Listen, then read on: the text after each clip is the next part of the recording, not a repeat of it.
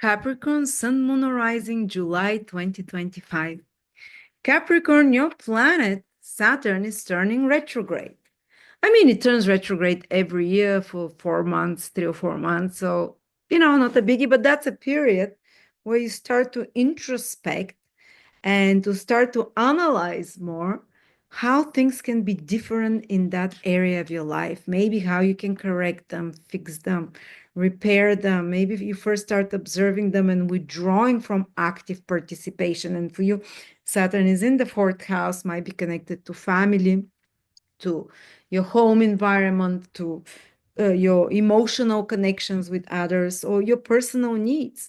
Are you taking care of your personal needs? And then Saturn will keep being retrograde from September into your third house. So it will be other things that you'll be trying to kind of see from a different perspective, but just know that there might be a little bit more of a slowing down, not necessarily bad, and starting to question certain things. And either recommitting to something from the past, doubling down on it if you realize that it's really worth your efforts. You're very good at committing, Capricorns. We know that Saturn rules you. And really, sometimes Saturn retrograde is not ending stuff and saying, oh, I don't need this, I don't need that, questioning everything. I should deconstruct this or that and do it in another way. It's more like, oh, I want to recommit to something much that I used to do before. It's worth it. And this thing is really worth keeping. I want to double down on my efforts. So sometimes it's doubling down. And it might connect to, to your emotional needs.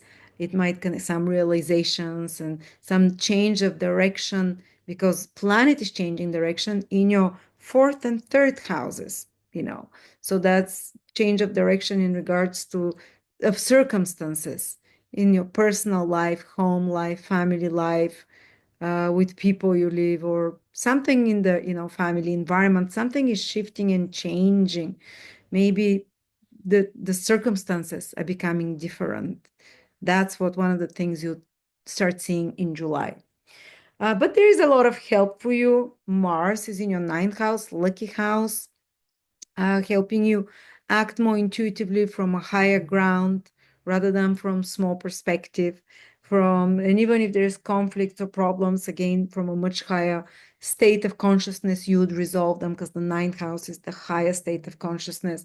You can be proactive because Mars is action in teaching, in learning, in guiding others, but also very strongly opinionated. There might be clashes with others about opinions, preaching to each other, as they say. But also with the South Node, Mars is with the South Node, so it's quite enhanced in a sense that both are fiery energies. The South Node is known as fiery, like Mars, and so is Mars.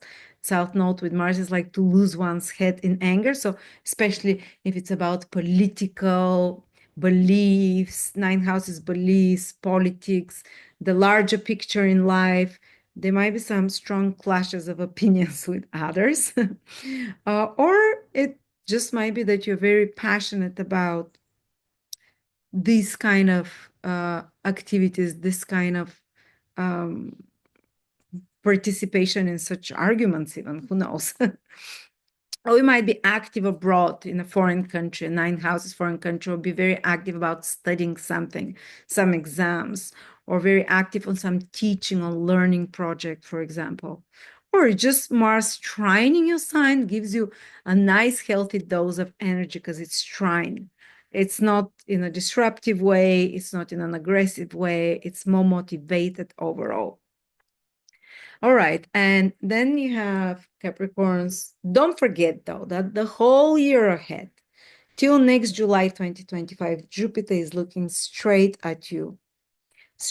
And no matter what other difficulties appear for you, Jupiter is protecting you. Every time Jupiter is looking through a trine in the sign or trine or in the opposition of a sign, you're protected. Divine protection. Jupiter is the great benefic directly looking at you.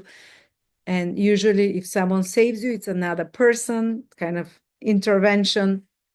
or help from others. So keep reaching out for help from others. You will receive it with Jupiter in your seventh house. And there is a new moon and Mercury for 2 months in your eighth house, which is again the resources of others, help from others, whether it's a psychologist, whether it's ask for money from the government, whether it's ask for help from a partner or from a close person.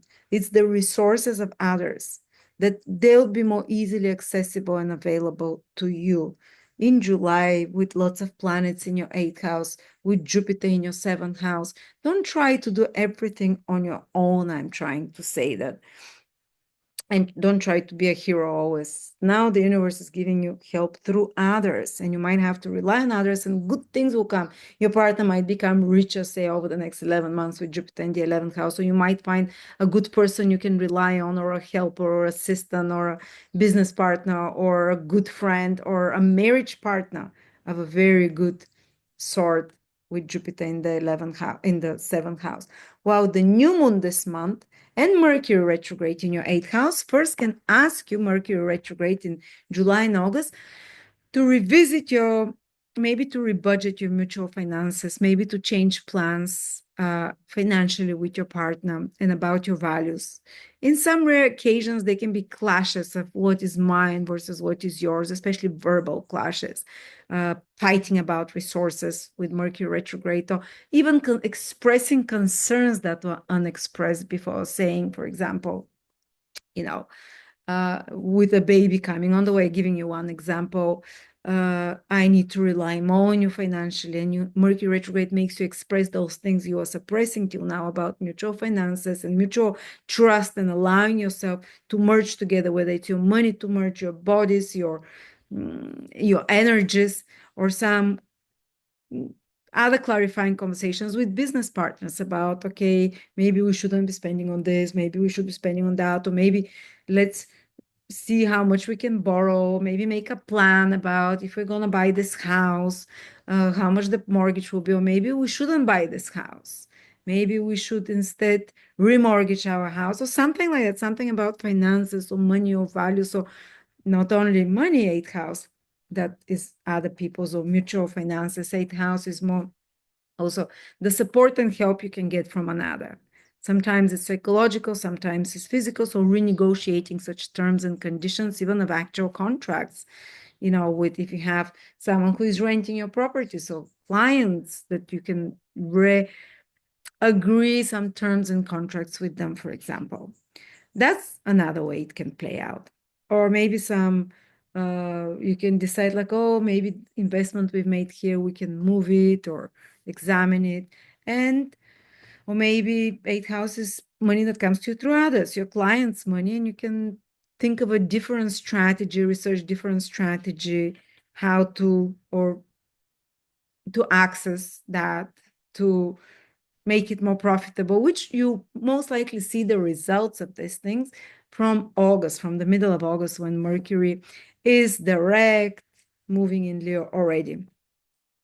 It's also a good time for psychological discussions or intimate discussions about very private things. Of course, with Mercury retrograde, things that were suppressed will come out to be expressed, but they need to come out to be addressed. Intimacy, trust issue, conversations.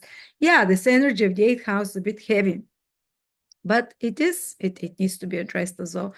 Also, you might just be really deeply into investigating stuff with Mercury retrograde in your third house, the new moon there, researching something, digging under the surface. I mean, not stalking someone, but researching something, This eighth house is to dig deep and maybe finding some secrets, some hidden information you weren't aware before, or just digging deep into. Sometimes I remember with strong transits and Mercury retrogrades in my eighth house, I really dig deep into astrology, the occult, or even watching things like conspiracies and forbidden occult knowledge or criminal crime, investigating crime online on the TV. And some kind of, it doesn't have to be like financial troubles always, Mercury retrograde in the eighth house. Sometimes, but there might be some extra expenses. I cannot hide it with Mercury retrograde in the eighth house. Something comes up and you have to, have plan B, plan C, to be prepared there. Okay, then the other big event that is happening in Capricorn is that Uranus is leaving your fifth house, leaving your romantic life and children and so on, and going into Gemini, which is your sixth house. Is not going to directly aspect you at all, but it will still do something in your sixth house for the next 7-8 years. It will be there from the 7th of July till sometime in November or December. Then it comes back into your fifth house with a trine to you. And then finally it moves 2026, the early beginning months, into the spring, into your sixth house. And so keep this video as a reminder for Uranus in the seventh house, because we have 8 years. You're going to have 8 years of it there. What does Uranus want when it goes to one of the earth houses? I mean, like the 6th, the 10th, the 2nd. First of all, it wants you to be independent in your work. Might give you, instead of 9-to-5 job, you might free yourself from some job that felt oppressive, that wasn't authentic to you. Maybe you have a business that you don't think is anymore aligning with your authentic values, is not interesting, is not exciting to you. You might stop it, or it might fall apart, or you might sell it suddenly during those 7-8 years and start doing something that is much more authentic. That's a big word from Uranus, to really awaken your curiosity, to engage your mind a lot in it. So jobs that are dead end, that, because Uranus is about the future, about the bigger perspective. Jobs that are dead end without perspective, you just keep switching such.